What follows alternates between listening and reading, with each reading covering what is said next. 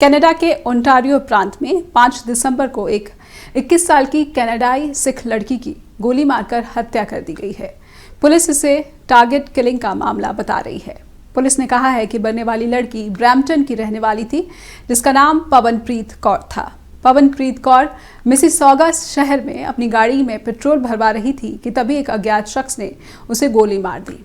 इस target killing ने एक बार फिर से विदेशों में रहने वाले भारतीयों की सुरक्षा पर सवाल खड़े किए हैं। चलिए करते हैं इस पूरे मामले को डिकोड और समझते हैं कि क्या भारतीयों की सुरक्षा अभी भी विदेशों में एक बड़ा प्रश्न चिन्ह बना हुआ है।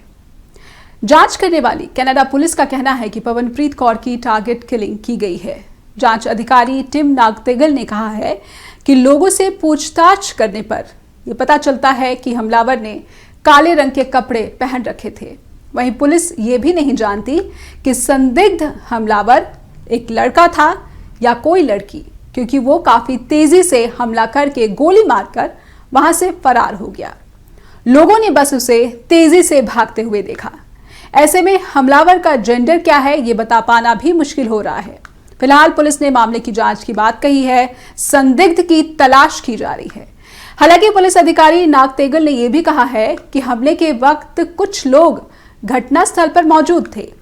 वहां पर मौजूद एक चश्मदीद, जिनका नाम कामेला सांडोवाल कहा गया है, उन्होंने ये कहा है कि पहले उन्हें गोली चलने की आवाज सुनाई दी, फिर आवाज सुनते ही उन्होंने देखा कि एक लड़की जमीन पर गिरी हुई है। चश्मदीद के अनुसार कुछ लोगों के साथ वो जमीन पर गिरी लड़की के पास पहुंची। लोगों ने उसे बचाने की कोशिश की, एम्बुलेंस बुलाई गई, लेकिन काफी ज्यादा खून बह जाने की वजह से पवनप्रीत कौर की मौत हो गई। आपको बता दें कि पिछले 15 दिनों में होने वाली ये इस तरह की दूसरी ऐसी घटना है। इससे पहले 25 नवंबर को कोलंबिया में ही एक 18 साल के भारतीय युवक की हत्या कर दी गई थी। स्कूल की पार्किंग में महकप्रीत सेठी को चाकू मार दिया गया था।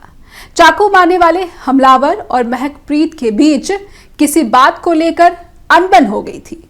स्कूल की प्रिंसिपल का कहना है कि आरोपी लड़का स्टूडेंट भी नहीं था और उसकी उम्र महज 17 साल थी।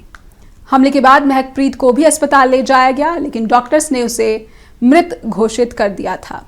इससे पहले अमेरिका के कैलिफोर्निया में भी 3 अक्टूबर को ही जसदीप सिंह, उनकी पत्नी जसलीन कौर, 8 महीने की बेटी आरोही और भाई अमनदीप सिंह को अगवा करके अपहरण करके क्रूरता से मौत के घाट उतार दिया गया था। 6 अक्टूबर को उनके शव बरामद हुए थे। ये पूरा परिवार पंजाब के होशियारपुर जिले के टांडा के हरसी गांव का रहने वाला था।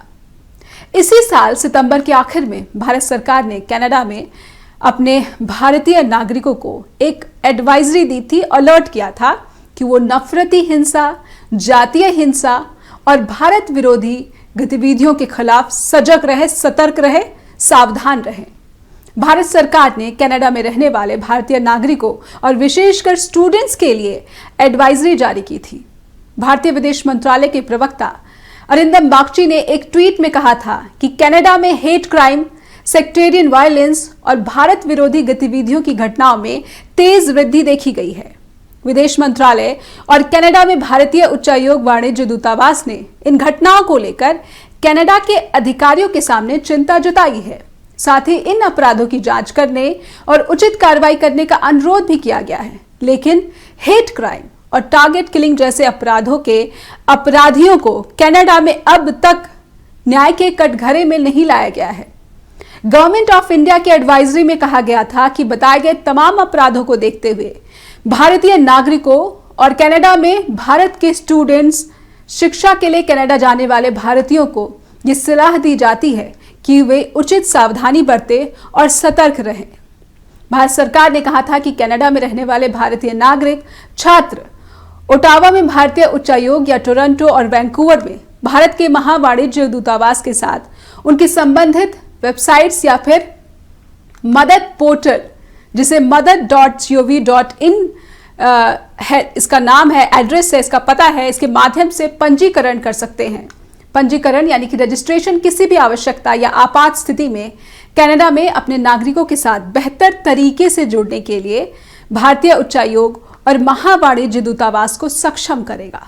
एडवाइजरी जारी की गई सितंबर में, लेकिन उसके बाद भी पिछले 15 दिनों के भीतर ही 2 भारतीय युवाओं की हत्या कर दी गई है।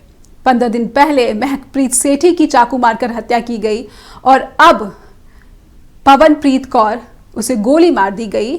21 साल की पवनप्रीत कौर की जो हत्या हुई है उसे जांच करने वाली कनाडा पुलिस ने कहा है कि ये एक टारगेट किलिंग का मामला नजर आता है और दिखता है। और खास बात यह भी इस मर्डर में कि जेंडर क्या है हमलावर का, ये भी नहीं पता लग सका है, क्योंकि तेजी से हमला करने के बाद हमलावर वहां से फरार हो गया है।